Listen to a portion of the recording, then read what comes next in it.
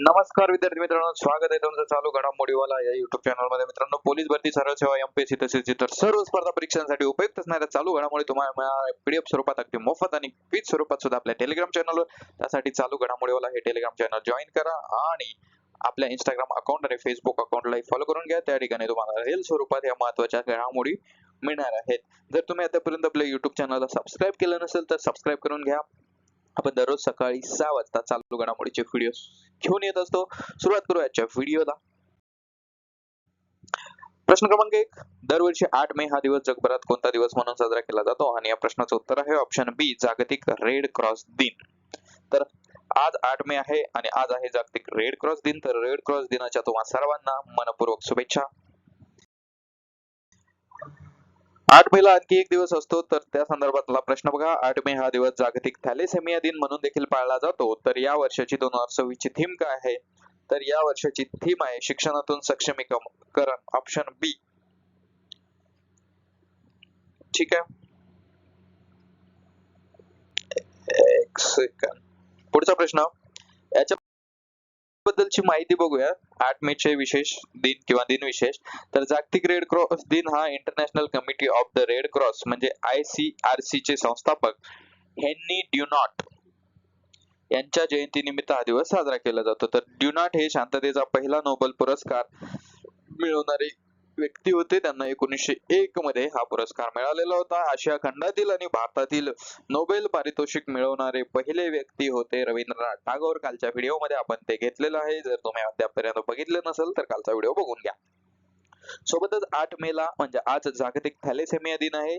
Thalassemia हा एक रक्ताचा अनुवंशिक आजार असून रक्तातील हिमोग्लोबिनच्या कमतरतेबाबत जागरूकता निर्माण करण्यासाठी हा दिवस पाळला जातो. जर तुम्ही बिग बॉस मराठीचे फॅन असाल तर त्यामध्ये जालना जिल्ह्यातून म्हणजे आमच्या जिल्ह्यातून आलेला एक स्पर्धक होता, त्याला हा आजार झालेला होता. प्रभू शेळके नावाचा तो छोटा मुलगा, त्याला त्याच्या दोघा भावाला. 2026 ची theme empowering live through education म्हणजे शिक्षणातून सक्षमीकरण, जे आपण बघितलेलंच आहे. तर या संकल्पनेतून जनजागृतीवर भर दिला जाणार आहे. प्रश्न क्रमांक 3. केंद्रीय सागरी मत्स्य संशोधन संस्थेच्या CMFRI 2025 च्या अहवालानुसार भारतात सर्वाधिक सागरी मासे उत्पादन करणारे राज्य कोणते ठरले आहे? आणि या प्रश्नाचं उत्तर आहे तामिळनाडू, ऑप्शन सी. सागरी मासे उत्पादन याच्याबद्दल थोडक्यात माहिती बघा. तामिळनाडू प्रथम आलेला आहे. कोचीच्या म्हणजे CMFRI ज्याचे मुख्यालय कोची या ठिकाणी च्या वार्षिक अहवालानुसार तामिळनाडूने उत्पादनात अव्वल स्थान पटकावलेले आहे. तर गुजरात व महाराष्ट्र या यादीत गुजरात दुसऱ्या स्थानावर असून महाराष्ट्र सातत्याने पहिल्या 5 राज्यांमध्ये स्थान राखून आहे. तर CMFRI central marine fisheries research institute ची स्थापना 1947 मध्ये झाली असून याचे मुख्यालय कोची, केरळ येथे आहे. ठीक आहे. तर ही संस्था कृषी मंत्रालयाअंतर्गत येते. तर याच्याबद्दल आता कसाही प्रश्न आला तर तुम्हाला आला पाहिजे. प्रश्न क्रमांक 4. 2026 च्या प्रतिष्ठित युनेस्को गिलर्मो कानो जागतिक पत्रकार स्वातंत्र्य पुरस्कार कोणाला प्रदान करण्याची घोषणा करण्यात आली आहे? खूप महत्वाचा पुरस्कार आहे. तर या प्रश्नाचं उत्तर आहे सुदानीज जर्नलिस्ट सिंडिकेट, ऑप्शन बी. जागतिक पत्रकार स्वातंत्र्य पुरस्कार हा पुरस्कार सुदानमधील अत्यंत धोकादायक आणि कठीण परिस्थितीत पत्रकारितेचे मूल्य जपल्याबद्दल सुदानीज जर्नलिस्ट सिंडिकेट या सन्मानासाठी याची निवड झालेली आहे. तर इतिहास, हा पुरस्कार 1997 पासून कोलंबियन पत्रकार गिल्मो कानो इसाजा यांच्या स्मरणार्थ दिला जातो. ठीक आहे. तर उद्देश काय आहे? जगभरात अभिव्यक्ती स्वातंत्र्य आणि पत्रकारांच्या सुरक्षेसाठी काम करणाऱ्या व्यक्ती किंवा संस्थांना हा पुरस्कार दिला जातो. प्रश्न क्रमांक 5. Unique identification authority of India म्हणजेच UIDAI च्या मुख्य कार्यकारी अधिकारी म्हणजेच चीफ एक्झिक्युटिव्ह ऑफिसर CEO पदी कोणाची नियुक्ती करण्यात आली आहे? आणि या प्रश्नाचं उत्तर आहे सौरभ विजय, ऑप्शन बी. प्रश्न क्रमांक 6, central board of film certification म्हणजेच CBFC च्या अध्यक्षपदी कोणाची नियुक्ती करण्यात आली आहे? आणि या प्रश्नाचं उत्तर आहे ऑप्शन बी, शशी शेखर वेम्पती. यांच्याबद्दल थोडक्यात माहिती बघूया. शशी शेखर वेम्पती आणि सौरव विजय. तर UIDAI चे सौरव विजय हे 1998च्या बॅचचे IAS अधिकारी आहे आणि UIDAI ची स्थापना 2009 मध्ये झाली असून ती इलेक्ट्रॉनिक्स आणि माहिती तंत्रज्ञान मंत्रालयाअंतर्गत येते. CBFC यामध्ये शशी शेखर वेम्पती हे प्रसार भारतीचे माजी CEO आहे. तर CBFC चित्रपट प्रमाणन मंडळ हे चित्रपटांना UAA सारखी प्रमाणपत्रे देण्याचे काम करते. सेन्सॉर बोर्ड आपण ज्याला म्हणतो. मुदत या दोन्ही नियुक्त्या केंद्र सरकारच्या मंत्रिमंडळ नियुक्ती समितीने म्हणजेच ACC ने निश्चित केलेल्या आहेत. तर कमेंट मध्ये तुम्ही सांगायचंय प्रसार भारतीचे नवे अध्यक्ष कोण झालेले आहे. जर तुम्हाला माहित नसेल तर तुम्ही मागचे आपले व्हिडिओ दररोज बघत राहा. तुम्ही या प्रश्नाचे उत्तर देत राहाल. प्रश्न क्रमांक 7, IPL 2026 च्या IPL 2026 चा अंतिम सामना कोणत्या मैदानावर खेळवला जाणार आहे? तर हा नरेंद्र मोदी स्टेडियम अहमदाबाद या ठिकाणी खेळवला जाणार आहे. स्टेडियम अहमदाबाद येथील नरेंद्र मोदी स्टेडियम हे जगातील सर्वात मोठे क्रिकेट स्टेडियम आहे. याची क्षमता आहे 1.32 लाख म्हणजे 1,32,000 लोक या ठिकाणी बसतात. 2026 च्या IPL हंगाम मार्च ते मे दरम्यान नियोजित असून अंतिम सामना मे महिन्याच्या अखेरीस पार पडणार आहे. ठीक आहे, आता मे चालू आहे.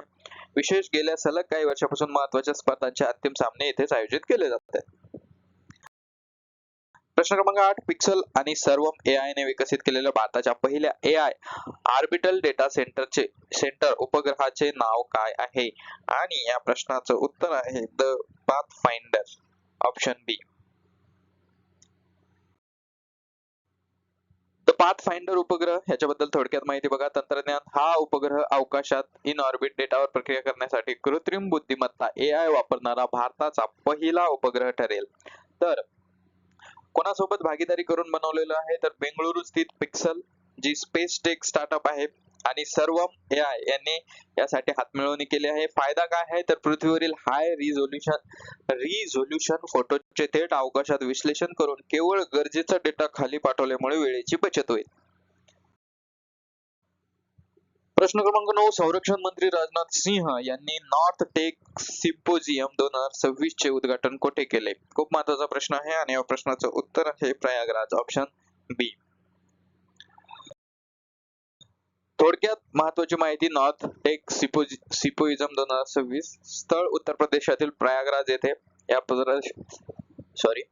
प्रदर्शनाचं आयोजन लष्कराच्या उत्तर कमांडद्वारे म्हणजे नॉर्थर्न कमांडद्वारे करण्यात आले. सहभाग यात भारतीय लष्कर, संरक्षण संशोधन संस्था DRDO आणि अनेक खाजगी स्टार्टअपनी त्यांचे तंत्रज्ञान प्रदर्शित केले. तर महत्व काय आहे? आत्मनिर्भर भारत आणि मेक इन इंडिया उपक्रमाअंतर्गत लष्करी गरजा पूर्ण करणे हा याचा मुख्य उद्देश आहे. प्रश्न क्रमांक 10, केंद्रीय आरोग्य मंत्रालयाने कोणत्या कालावधीत राष्ट्रव्यापी अग्निसुरक्षा सप्ताह साजरा करण्याची घोषणा केली आहे? आणि या प्रश्नाचं उत्तर आहे 4 मे ते 10 मे 2026. तर सध्या अग्निसुरक्षा सप्ताह चालू आहे. तर पार्श्वभूमी, उन्हाळ्यात रुग्णालयांना लागणाऱ्या आगीच्या घटनांच्या पार्श्वभूमीवर केंद्रीय आरोग्य मंत्रालय आणि आरोग्य आणि कुटुंब कल्याण मंत्रालयाने हा निर्णय घेतलेला आहे. मॉक ड्रिल काय आहे? तर या सप्ताहादरम्यान सर्व सरकारी आणि खाजगी रुग्णालयांना फायर ऑडिट करणे आणि कर्मचाऱ्यांसाठी मॉक ड्रिल आयोजित करणे अनिवार्य आहे. तर ही खूप महत्त्वाची गोष्ट आहे. मॉक ड्रिल म्हणजे एक ज्याला आपण काय म्हणू शकतो, एक नाट्य रूपांतर किंवा एखादी घटना घडली असं दाखवून ती आटोक्यात आणणे. सुरक्षा, रुग्णांची सुरक्षा सुनिश्चित करण्यासाठी नॅशनल बिल्डिंग कोड NBC च्या मार्गदर्शक तत्वांचे पालन करण्यावर भर दिला जात आहे. प्रश्न क्रमांक 11, राज्य शासनाच्या सुधारित राष्ट्रीय निवृत्ती वेतन योजनेनुसार किमान 20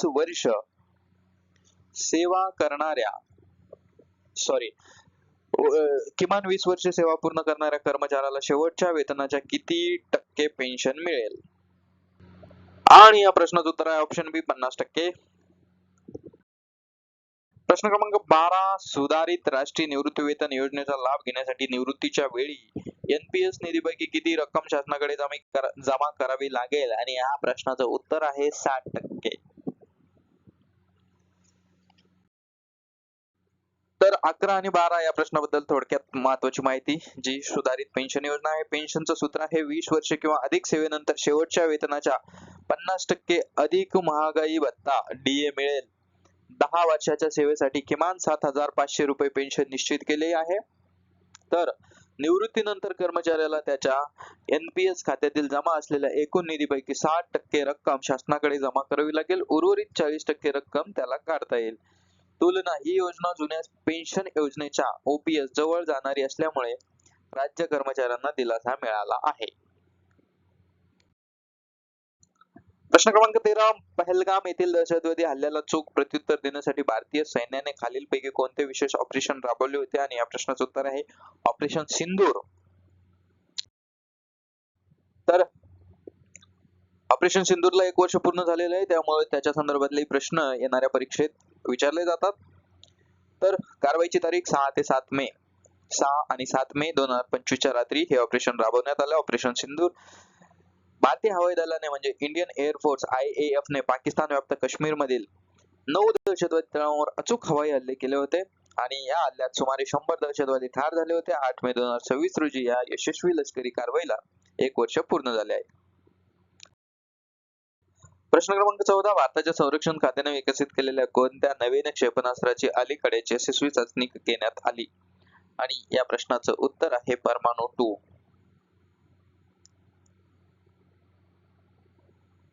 या प्रश्नाची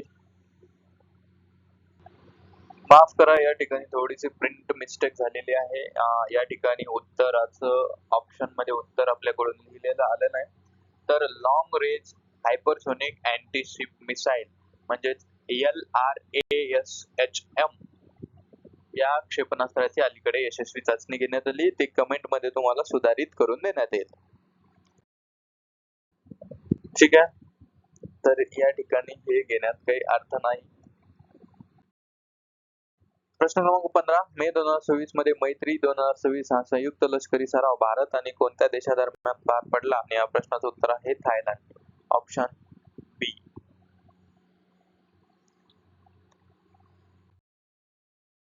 तर थोडक्यात आणि महत्वाची माहिती, मैत्री लष्करी सराव भारत आणि थायलंड या दोन देशांच्या सैन्यामध्ये हा वार्षिक सराव पार पडतो. उद्देश दहशतवाद विरोधी कारवाया, आपत्ती व्यवस्थापन आणि दोन्ही देशांमधील लष्करी समन्वय वाढवणे हा या सरावाचा हेतू आहे.